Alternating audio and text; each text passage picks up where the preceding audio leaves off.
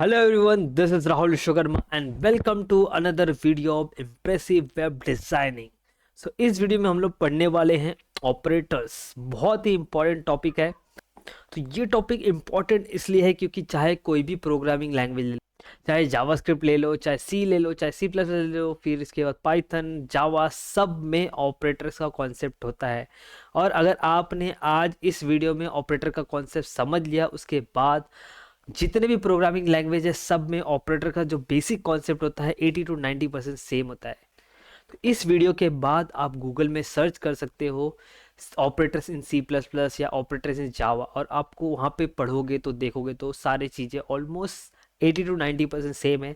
बाकी थोड़ा ऊपर नीचे होता है, बाकी जो भी प्रोग्रामिंग लैंग्वेज सब में बेसिक्स जो होते हैं ऑलमोस्ट सेम होते हैं। ऑलराइट, तो लास्ट के वीडियो में हम लोग ने क्या पढ़ा था? डेटा टाइप्स पढ़ा था। डेटा टाइप्स में क्या क्या पढ़ा था? न्यूमेरिक, स्ट्रिंग, बुलियन, इन्फिनिटी, नल, अनडिफाइंड, राइट।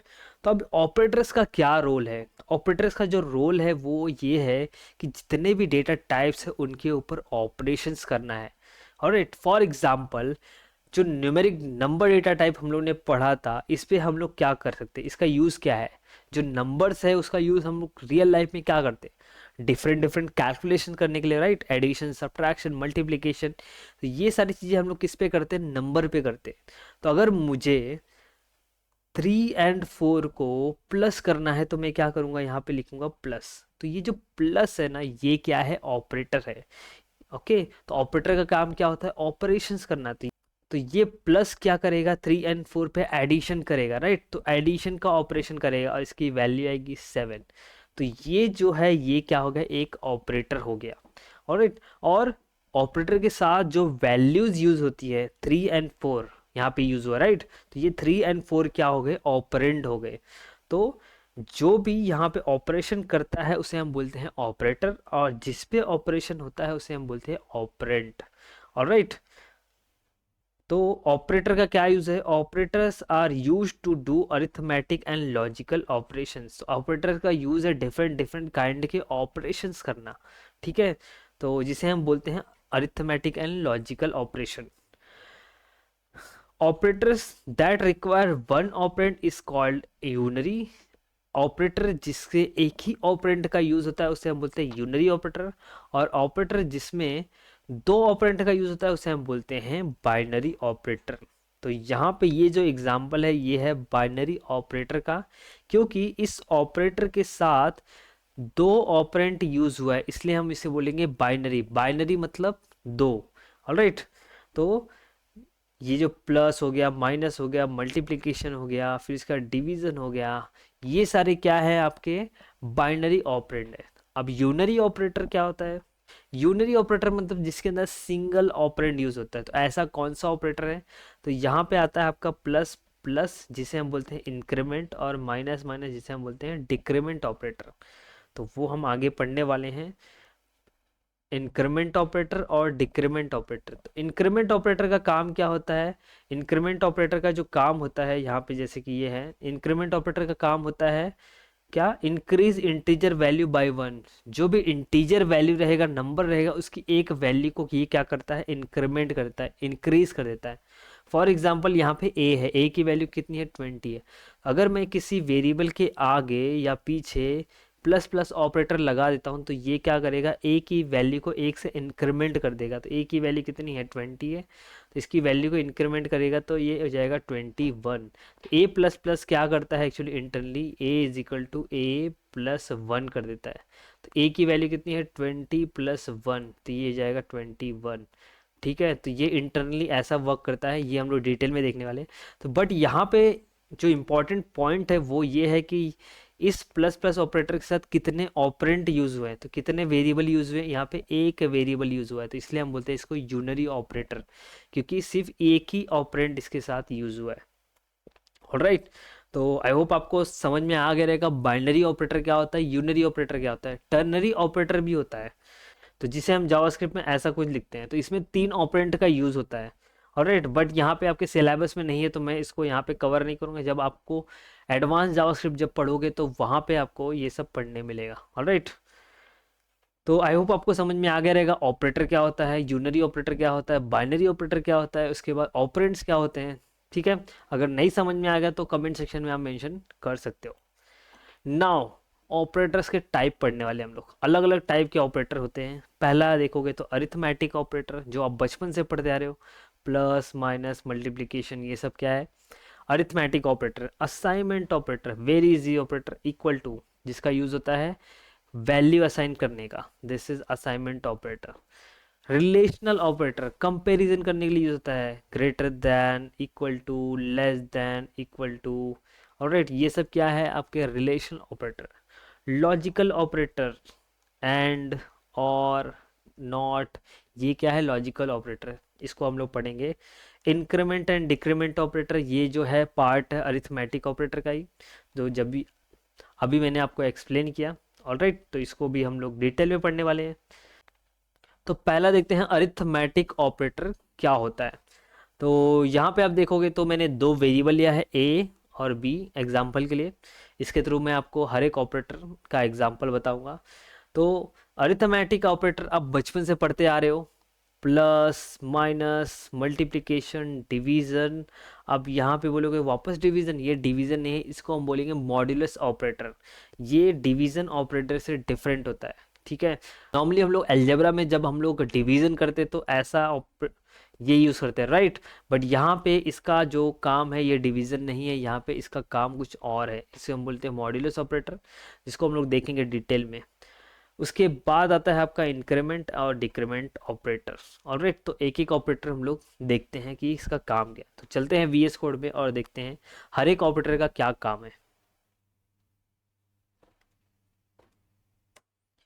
तो वीएस कोड में मैंने ऑपरेटर्स डॉट एचटीएमएल फाइल बना लिया है और इसके अंदर स्क्रिप्ट टैग भी ऐड कर दिया है। अब मैं क्या करता हूँ, वेरिएबल बना लेता हूँ ए, इसके अंदर वैल्यू 20 देता हूँ, और एक और वेरिएबल बनाता हूँ बी, जिसके अंदर वैल्यू में देता हूँ 10। ऑलराइट, नाउ अब हम क्या करेंगे, अलग अलग ऑपरेटर्स देखने वाले। तो पहला अरिथमेटिक ऑपरेटर है, तो मैं यहाँ पे लिखता हूँ डॉक्यूमेंट डॉट राइट, और यहाँ पे हम लिखेंगे अरिथमेटिक ऑपरेटर्स, ठीक है। नाउ अरिथमेटिक ऑपरेटर में अब हम देखेंगे क्या, पहला तो एडिशन करके देखते हैं। तो एडिशन करने के लिए इसको मैं बंद कर देता हूँ, ठीक है।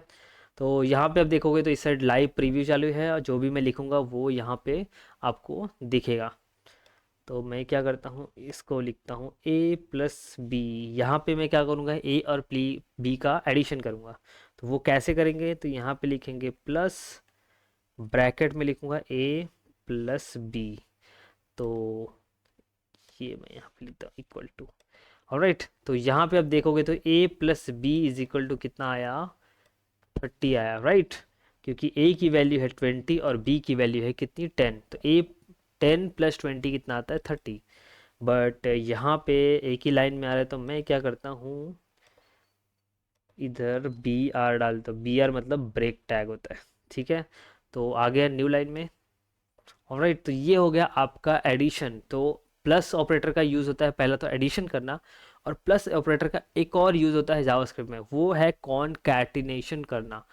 कॉनकैटिनेशन मतलब दो ऑपरेंड को एक साथ जोड़ना, ठीक है। तो फॉर एग्जाम्पल यहाँ पे आप देखोगे तो हम लोग ने क्या किया है, ये क्या है, एक स्ट्रिंग वैल्यू है, राइट। और ये क्या है, एक न्यूमेरिकल वैल्यू, मतलब 10 प्लस 20 कितना आएगा, 30 आएगा। तो यहाँ पे क्या हो रहा है, a plus B is equal to, ये स्ट्रिंग के साथ इसको कॉन्कैट कर रहा है, ये जो वैल्यू कैलकुलेट होके आ रही है उसको इसके साथ कॉन्कैट कर रहा है, राइट। तो इसलिए यहाँ पे देखोगे तो ये जो वैल्यू है स्ट्रिंग वाली वो ऐसी प्रिंट हो रही है, उसके बाद a प्लस बी क्या है, कैलकुलेट होके प्रिंट हो रहा है, तो इसको बोलेंगे कॉन्कैटिनेशन। इसका एग्जांपल और आपको एक दिखा देता हूँ मैं। तो फॉर एग्जांपल यहाँ पे मैं क्या करता हूँ,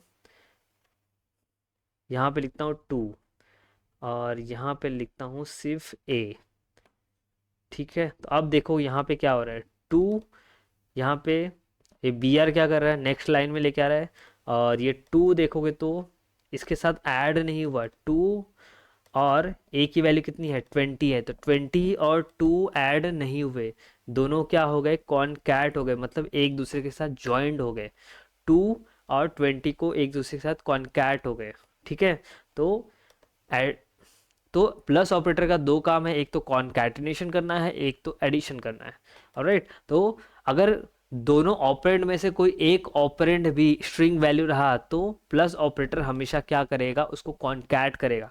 अगर दोनों ऑपरेटर न्यूमेरिक वैल्यू रहेंगे तो ही एडिशन होगा। ऑलराइट, ओके, तो नेक्स्ट ऑपरेटर हम लोग देखने वाले हैं, उसका नाम है माइनस ऑपरेटर। तो यहाँ पे लिखेंगे ए माइनस बी। ऑलराइट, और यहाँ पे लिखेंगे हम लोग ब्रैकेट के अंदर ए माइनस बी। तो सॉरी, यहाँ पे इक्वल टू लगा देते हैं।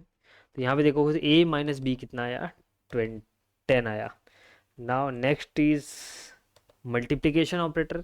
तो जनरली हम लोग मल्टीप्लिकेशन जो है अलजेब्रा में कैसे करते हैं, एक्स लगा के करते हैं, राइट। बट यहाँ पे जावास्क्रिप्ट में जो मल्टीप्लिकेशन होता है वो स्टार से होता है। तो A into B is equal to क्या आएगा, यहाँ पे मैं इंटू लगा देता हूँ। तो 10 इंटू 20 कितना आएगा, 200 आएगा, राइट। आई होप सबको मैथ्स का बेसिक्स तो आता रहेगा। तो अब मैं क्या करता हूँ, डिवीज़न करता हूँ। तो डिवीज़न के हम लोग यूज़ करेंगे फॉरवर्ड ऑपरेटर। ठीक है, तो डिवाइड करेंगे, 20 डिवाइड बाई 10 कितना आएगा, यहाँ पे 2 आएगा, राइट। 10 टू या 20। तो ये हो गया आपके बेसिक ऑपरेटर। नेक्स्ट हम लोग देखेंगे ये तीन ऑपरेटर। नेक्स्ट ऑपरेटर जो है वो है मॉड्यूलस ऑपरेटर। तो मॉड्यूलस ऑपरेटर का काम क्या होता है, the result is the remainder of the division. तो मॉड्यूलस ऑपरेटर भी क्या करता है, डिवाइड करता है। बट द मॉड्यूलस ऑपरेटर जो रिजल्ट देता है ये क्या देता है, आपको रिमाइंडर देता है। Okay, divide number by denominator. और ये जो ऑपरेटर क्या करता है, ये आपको क्वेश्चन देता है जिसे हम बोलते हैं भागफल हिंदी में। बट ये जो है मॉड्यूलस ऑपरेटर हमेशा आपको रिमाइंडर देता है। फॉर एग्जांपल यहाँ पे आप देखोगे तो a डिवाइड बाई बी किया था, तो इसका आंसर कितना है, 2। क्योंकि a divide by B is equal to कितना आएगा, a की वैल्यू कितनी यहाँ पे 20 है, तो 20 डिवाइड बाई 10, तो ये क्या आ जाएगा, 10 टू जा 20, तो इसका आंसर कितना आएगा, 2। बट यहाँ पे अगर आप a मॉड्यूलस b करोगे, ओके, तो a मॉड्यूलस b क्या करेगा, इसको 20 डिवाइड बाई 10 करेगा, सॉरी 10, इसका मॉड्यूलस निकालेगा, तो ये हो जाएगा 10 टू जो 20। बट यहाँ पर रिमाइंडर कितना बचा, 0। ठीक है, तो जो मॉड्यूलस ऑपरेटर रहेगा ये आपको रिटर्न करेगा क्या, रिमाइंडर। ठीक है, जिसे हम बोलते हैं हिंदी में शेषफल। ऑलराइट, आई होप आपको समझ में आ गया रहेगा कि मॉड्यूलस और डिवीजन ऑपरेटर में क्या डिफरेंट है। तो हम लोग क्या करते हैं, अभी मॉड्यूलस ऑपरेटर यूज़ करके देखते हैं। तो यहाँ पे मैं क्या करता हूँ, मॉड्यूलस ऑपरेटर लगाता हूँ। तो मॉड्यूलस ऑपरेटर क्या करेगा, आपको रिमाइंडर देगा, राइट। तो 20 को 10 से डिवाइड करेंगे तो रिमाइंडर क्या आएगा, 0। इसलिए यहाँ पे देखोगे तो रिमाइंडर 0 आया। इसको मैं मॉड्यूलस लगा देता हूँ, राइट। तो a मॉड्यूलस b कितना आएगा, 0 आएगा। Alright, so next is increment operator और डिक्रीमेंट ऑपरेटर। ऑलराइट, तो इंक्रीमेंट ऑपरेटर के भी दो टाइप होते हैं, एक होता है प्री इंक्रीमेंट और पोस्ट इंक्रीमेंट। और डिक्रीमेंट ऑपरेटर के भी दो टाइप होते हैं, एक होता है प्री डिक्रीमेंट और पोस्ट डिक्रीमेंट। अब इसका मतलब क्या हुआ, तो प्री इंक्रीमेंट मतलब क्या होता है, जो आपके जो x जो भी वेरिएबल रहेगा उसकी वैल्यू पहले इंक्रीज कर देगा। पहले मैं आपको बता देता हूँ कि हम जब प्लस प्लस एक्स करेंगे तो होगा क्या। तो प्लस प्लस एक्स जब हम करेंगे तो इसमें इंटरनली क्या होगा, ये करेगा आपको x is equal to x plus 1। Alright, तो x की जो भी वैल्यू रहेगी उसमें प्लस 1 कर देता हूँ। मैं मान लेता हूँ कि x की वैल्यू यहाँ पे 10 है, तो ये क्या आ जाएगा आपका 10 प्लस 1, मतलब x की जो वैल्यू आएगी वो 11 आएगी। ऑलराइट, तो ये इंटरनली क्या कर रहा है, ऐसा कुछ कर रहा है, x is equal to x plus 1 कर रहा है। इंक्रीमेंट ऑपरेटर ये करता है। और डिक्रीमेंट ऑपरेटर क्या करेगा, x is equal to x minus 1 करेगा।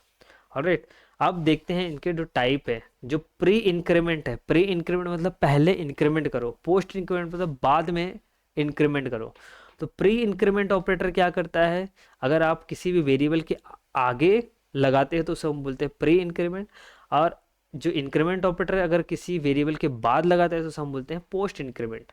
ऑलराइट, अब इन दोनों में डिफरेंस क्या होता है, प्री इंक्रीमेंट क्या करता है, एक्स की जो भी वैल्यू रहेगी उसको पहले इंक्रीज करेगा, उसके बाद उसकी वैल्यू यूज़ करेगा। तो मतलब अगर हम लगाते हैं प्लस प्लस एक्स, तो ये हो जाएगा एक्स की वैल्यू मैंने मान लिया 10।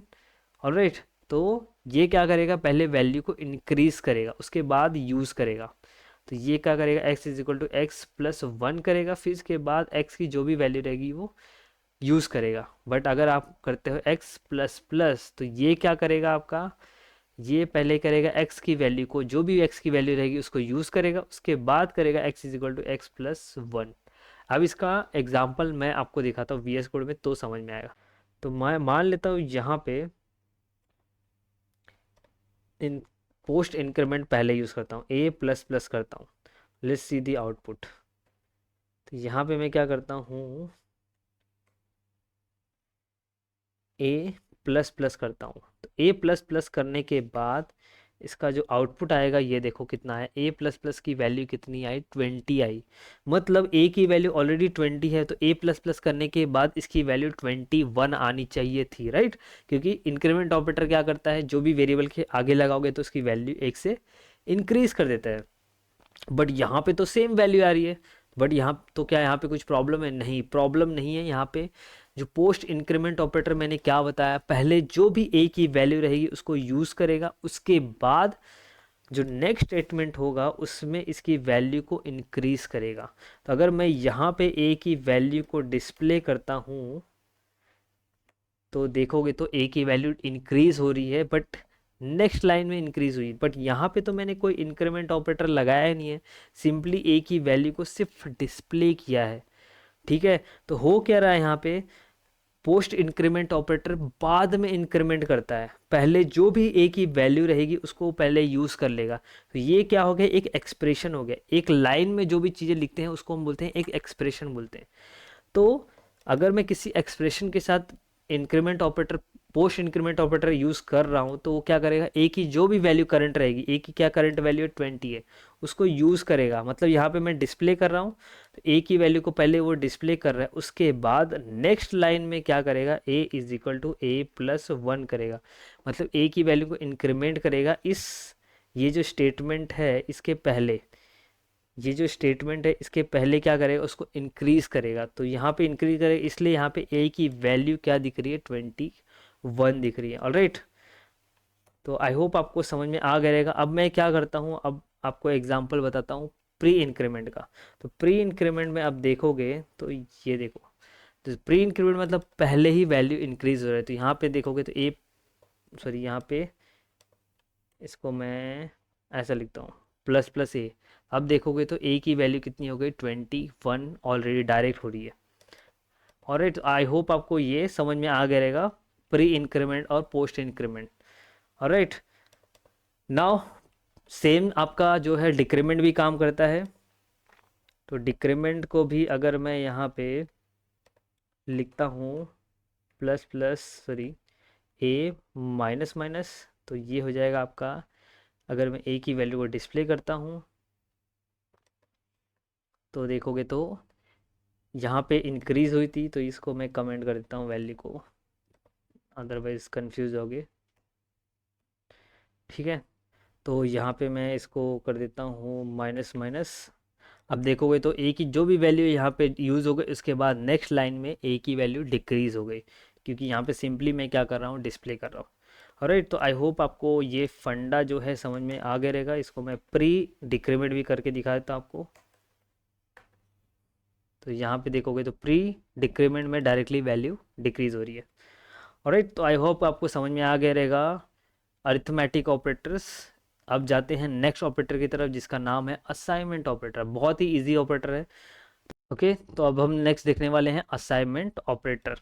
ऑलराइट, तो असाइनमेंट ऑपरेटर बहुत ही ईजी होता है। असाइनमेंट ऑपरेटर का काम होता है वैल्यू असाइन करना, किसी भी वेरिएबल को वैल्यू असाइन करना। तो सपोज मेरे पास एक वेरिएबल है जिसका नाम है ए, और उसमें मैं मुझे वैल्यू असाइन करनी, तो मैं क्या लिखूंगा, ए इज इक्वल टू 5। मुझे मैंने क्या किया है, वेरिएबल ए में 5 वैल्यू असाइन कर ली।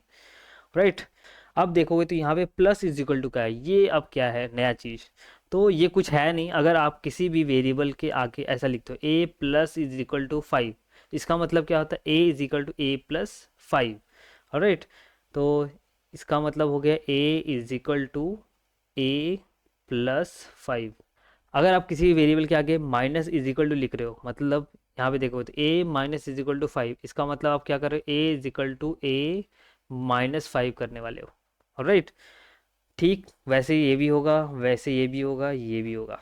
ऑलराइट, तो कुछ है नहीं, A modulus 5 is equal to क्या होगा, A is equal to A modulus 5, that's it.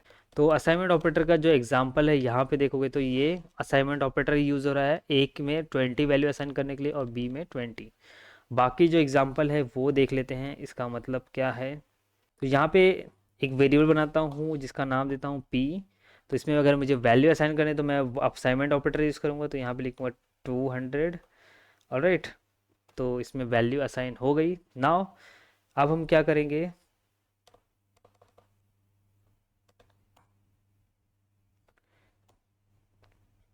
अगर मैं यहाँ पे लिखता हूँ, सॉरी ये P2 नाम दिया है यहाँ पे, इसका नाम मैं देता हूँ P, एंड यहाँ पे मैं लिखता हूँ अगर P प्लस इक्वल टू, अगर मैं लिखता हूँ 5, तो यहाँ पे अब देखोगे तो ए की, सॉरी ए नहीं रहेगा, यहाँ पे P रहेगा।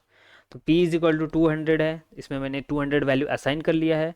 अब मुझे क्या करना है, P की वैल्यू को 5 से इंक्रीज करना है, तो मैं लिखूँगा P प्लस इक्वल टू 5। तो यहाँ पे देखोगे तो क्या हो गया, 205 आया P की वैल्यू। मतलब इसका मतलब क्या था, मुझे करना है P is equal to P plus 5।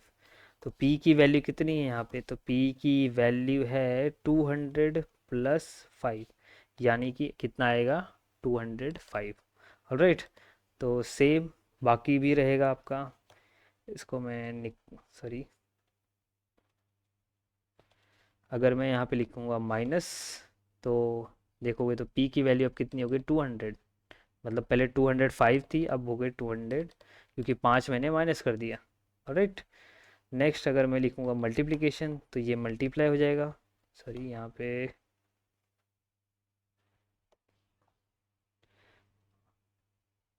Alright, तो ये आप खुद से कर सकते हो आई थिंक। इधर मैं लिखता हूँ अगर डिवीज़न, तो ये डिवाइड हो जाएगा, राइट। और इधर अगर लिखता हूँ मॉड्यूलस,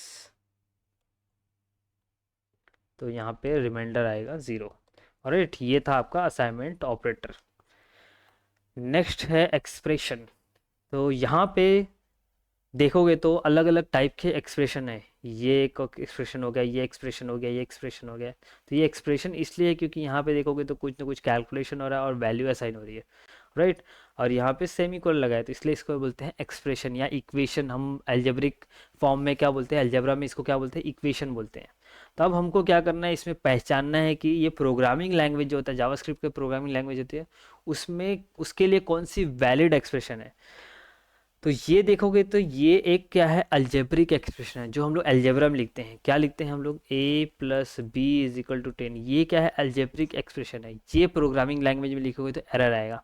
क्यों, क्योंकि आप a प्लस बी को 10 असाइन, वैल्यू 10 असाइन नहीं कर सकते। तो आप डायरेक्टली वेरिएबल को वैल्यू असाइन करते हैं, एक सिंगल वेरिएबल को वैल्यू असाइन करते हैं, ना कि एक्सप्रेशन को।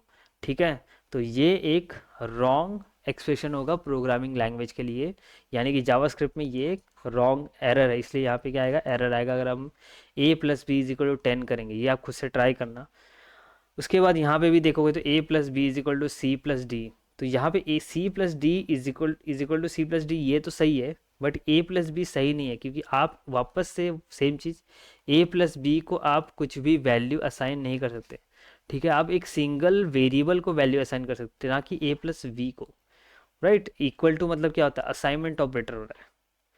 तो इसलिए यहाँ पे भी क्या आएगा, एरर आएगा आपको। सेम केस ये भी है, ये भी एरर आएगा। 10 इज इक्वल टू एक्स, आप वैल्यू को वेरिएबल असाइन नहीं कर सकते, आप वेरिएबल को वैल्यू असाइन कर सकते हो, राइट। इसलिए यहाँ पे भी क्या आएगा, एरर आएगा आपको।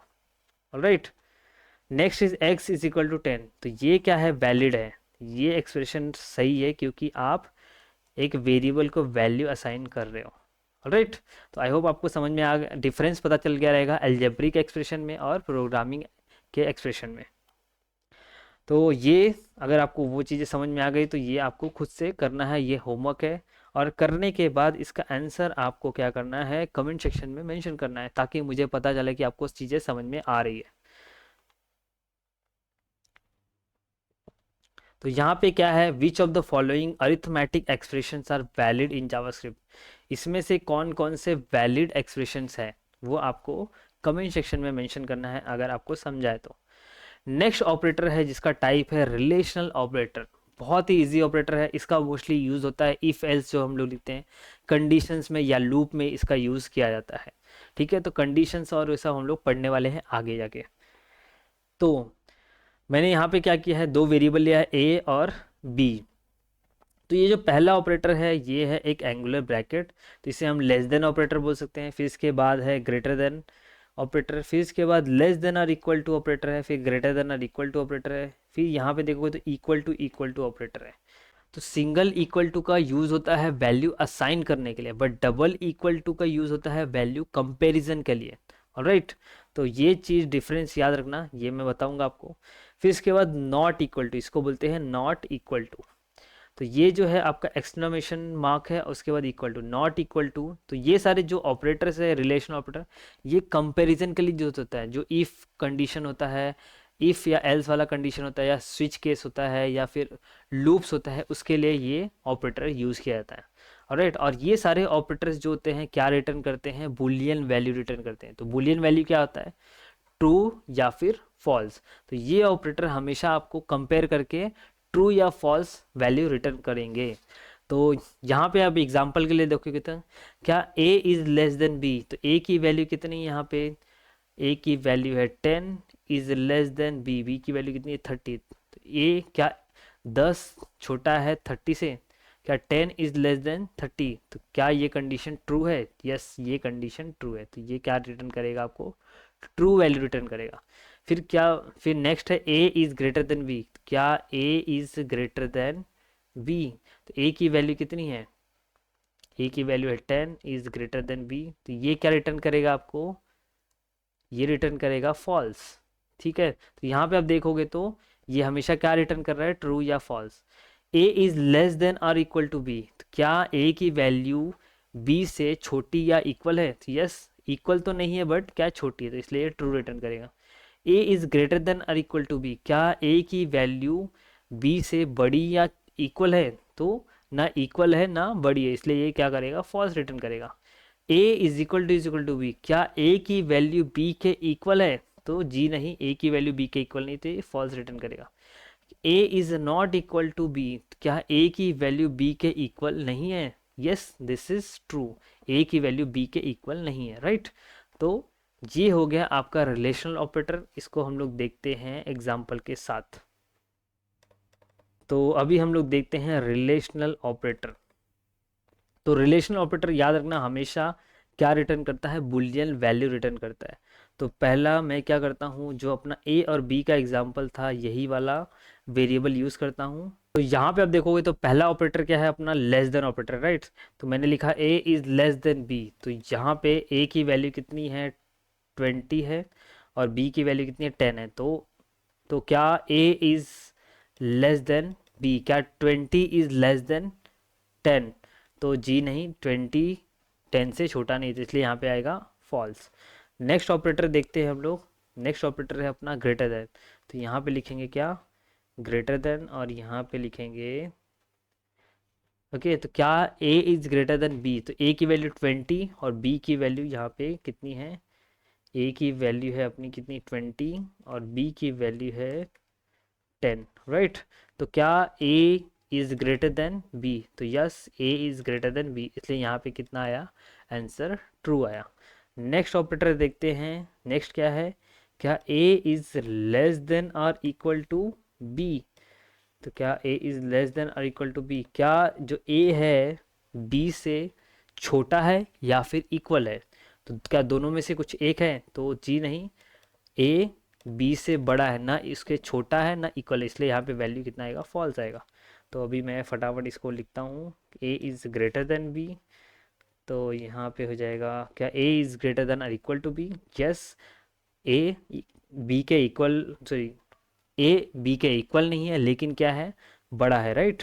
उसके बाद है अपना ए इक्वल टू बी। क्या ए और बी दोनों इक्वल है? जी नहीं, इसलिए यहाँ पे फॉल्स आया। Next is A is not equal to B, right. तो नॉट इक्वल के लिए हम लोग लिखेंगे ये, तो not A is not equal to B, यहाँ पे वैल्यू ट्रू आया, राइट। तो ये हो गया आपका relational operator. Next is logical operator. तो लॉजिकल ऑपरेटर क्या होता है? तो लॉजिकल ऑपरेटर देखने के पहले पहले ये टेबल देखते हैं। तो ये टेबल में आप देखोगे तो पहला एक है कॉलम ए का, उसके बाद दूसरा कॉलम है बी का, राइट।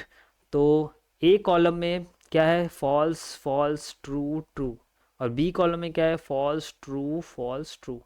अब ये देखोगे तो एंड एक लॉजिकल ऑपरेटर है, और क्या है, एक लॉजिकल ऑपरेटर है, और नॉट क्या है, लॉजिकल ऑपरेटर है। इसको जो बोलेंगे ना एक्सक्लामेशन मार्क को नॉट बोलते हैं, ऑलराइट। तो एंड इज लॉजिकल ऑपरेटर, फिर इसके बाद ये और है, इसको और बोलते हैं, ऑलराइट। एंड इसके बाद ये है exclamation mark. Now logical operator काम कैसे करता है? लॉजिकल ऑपरेटर में अगर सपोज ये वेरिएबल ए है और ये वेरिएबल बी है, दोनों वेरिएबल है, वेरिएबल ए की वैल्यू सपोज फॉल्स है पहला केस, और वेरिएबल बी की वैल्यू फॉल्स है, दोनों अगर फॉल्स है तो यहाँ पे एंड क्या आएगा, फॉल्स आएगा, ऑलराइट।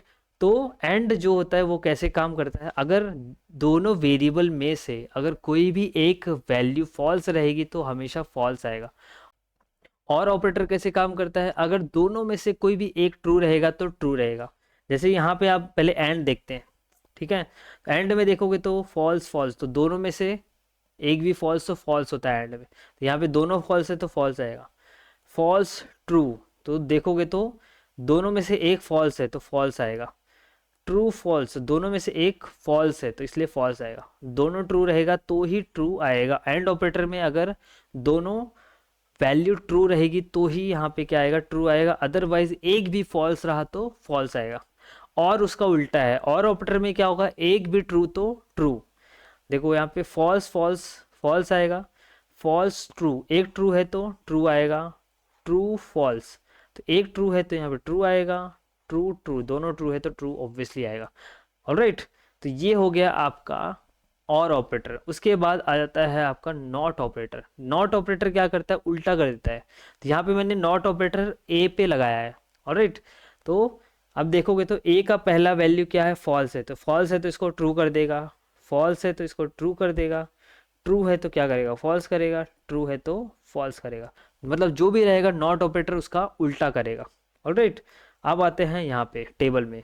तो यहाँ पे आप देखोगे तो मैंने एक वैल्यू लिया है, ए की वैल्यू 20, बी की वैल्यू 10, अपना पुराना एग्जाम्पल।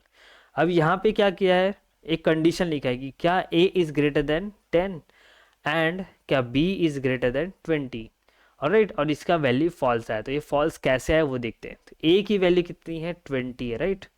क्या 20 is greater than 10 and B की वैल्यू कितनी है, बी की वैल्यू है 10, तो यहाँ पे लिखेंगे 10 इज ग्रेटर देन 20, राइट। तो ये मैं थोड़ा अच्छे से लिख देता हूँ यहाँ पे, 20 is greater than 10 and 10 is greater than 20। अब इसको सॉल्व करते हैं और देखते हैं कि ये वैल्यू आता है कि नहीं। तो यहाँ पे पहले इसको देखते हैं कि क्या 20 इज ग्रेटर देन 10, यस ये कंडीशन ट्रू है। और यहाँ पे देखोगे तो ये क्या है, एक रिलेशनल ऑपरेटर। तो रिलेशनल ऑपरेटर क्या करता है, हमेशा बुलियन वैल्यू रिटर्न करता है।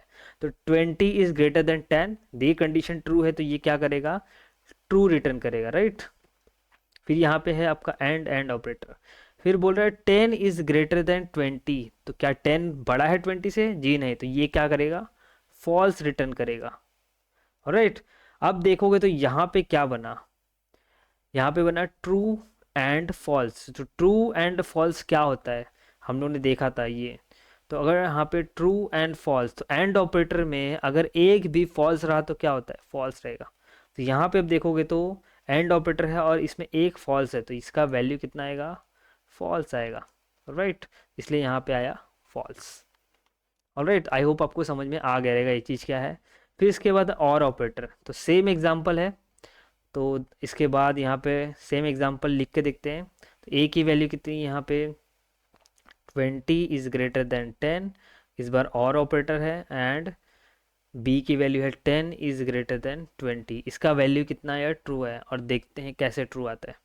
तो यहाँ पे आप देखोगे तो 20 इज ग्रेटर देन 10, ये कंडीशन ट्रू है, तो यहाँ पे आएगा आपका ट्रू। फिर और ऑपरेटर 10 इज ग्रेटर देन 20, तो ये कंडीशन आएगा फॉल्स, राइट। और ये बीच में लगा है आपका और ऑपरेटर, तो और ऑपरेटर में एक भी ट्रू तो ट्रू, राइट, तो यहाँ पे एक ट्रू है, तो ये आ जाएगा आपका ट्रू। ऑलराइट, आई होप आपको समझ में आ गया रहेगा कि ये लॉजिकल ऑपरेटर कैसे काम करता है। तो लॉजिकल ऑपरेटर का भी जो यूज़ होता है वो इफ़ कंडीशन में, स्विच केस में, या फिर लूप में यूज़ होता है। सेम यहाँ पे आपका क्या है, नॉट ऑपरेटर है। तो नॉट ऑपरेटर क्या करेगा, यहाँ पे देखोगे तो ये नॉट लगा है, ए की वैल्यू कितनी है, 20 इज ग्रेटर देन 10, तो इसका आंसर कितना आएगा, 20 इज ग्रेटर देन 10, ये आएगा आपका ट्रू। लेकिन यहाँ पे नॉट ऑपरेटर है, तो नॉट ऑपरेटर क्या करेगा, ट्रू का फॉल्स कर देगा, तो इसलिए यहाँ पे फॉल्स आएगा। तो आई होप आपको लॉजिकल ऑपरेटर समझ में आ गया रहेगा, राइट। तो वीएस कोड में भी इसका एग्जांपल मैं आपको दिखा देता हूँ। तो मैं सेम एग्जांपल लेता हूँ, ए एन बी का एग्जांपल लेते हैं, और ये वाला ही एग्जांपल जो मैंने यहाँ पे बताया वो सेम करके देखते हैं, ऑलराइट। तो क्या करना है, यहाँ पे पहला करना है क्या, ए इज़ ग्रेटर देन क्या है, 10 है, राइट। और यहाँ पे लगाएंगे एंड, फिर इसके बाद B is less than, right, sorry, B is greater than 20। देखते हैं इसका आउटपुट कितना आता है, ये सेम चीज़ करते हैं, यहाँ पे ब्रैकेट में डाल देते हैं इसको। तो देखोगे तो इसका वैल्यू कितना आया, फॉल्स है। जो मैंने एक्सप्लेन किया था सेम चीज़ यहाँ पे, इसको थोड़ा बड़ा कर लेते हैं, ठीक है। तो मैं इसको, अब मैं यहाँ पे एंड की जगह पे और कर देता हूँ, तो यहाँ पे वैल्यू कितना आया, ट्रू आया, क्योंकि यहाँ पे फॉल्स आया था, सेम इक्वेशन है। तो और हमेशा क्या होता है, उल्टा चलता है। नेक्स्ट है हमारा क्या, नेक्स्ट है नॉट ऑपरेटर, राइट। तो नॉट ऑपरेटर के लिए मैं क्या करता हूँ, यहाँ पे लगा देता हूँ not a is greater than 10, तो यहाँ पे भी लिखते हैं नॉट, और इसको मैं निकाल देता हूँ, और यहाँ पे देखोगे तो इसका वैल्यू कितना आया, फॉल्स आया। तो आई होप आपको लॉजिकल ऑपरेटर भी समझ में आ गया रहेगा। नेक्स्ट है आपके लिए होमवर्क, तो ये आपको खुद से करना है। Determine the boolean value of each of the following logical expression if A is equal to 10, B is equal to -5, C is equal to 10। तो अगर ये वेरिएबल्स की वैल्यूज़ हैं तो आपको क्या करना है, ये लॉजिकल और रिलेशनल ऑपरेटर का कॉम्बिनेशन है, तो इसको कैलकुलेट करना है। और अगर आपको आंसर आ रहा है तो please mention in the comment section, ताकि मुझे पता चले कि आपको जो भी चीज़ें मैं समझा रहा हूँ समझ में आ रही है, ऑलराइट। तो ये वीडियो यहीं एंड करते हैं। मैंने मोस्टली सारे ऑपरेटर्स कवर कर दिए, बहुत ही इंपॉर्टेंट टॉपिक था ये। तो अगर कुछ भी डाउट आता है तो प्लीज़ कमेंट सेक्शन में मेंशन करो, या फिर मेरे सोशल मीडिया हैंडल्स है, आपको उसके लिंक्स डिस्क्रिप्शन में मिल जाएंगे, वहाँ भी आप मुझे डायरेक्ट मैसेज कर सकते हो। मैं आपको पूरा ट्राई करूँगा आपके सारे क्वेरीज और प्रॉब्लम्स को सॉल्व करने का। तो गाइस, अगर आपको वीडियो अच्छा लगा तो प्लीज़ लाइक कर देना, एंड अगर आपने अभी तक मेरे चैनल को सब्सक्राइब नहीं किया तो प्लीज़ सब्सक्राइब भी कर देना। तो मिलते हैं नेक्स्ट वीडियो में, टिल देन बाय बाय।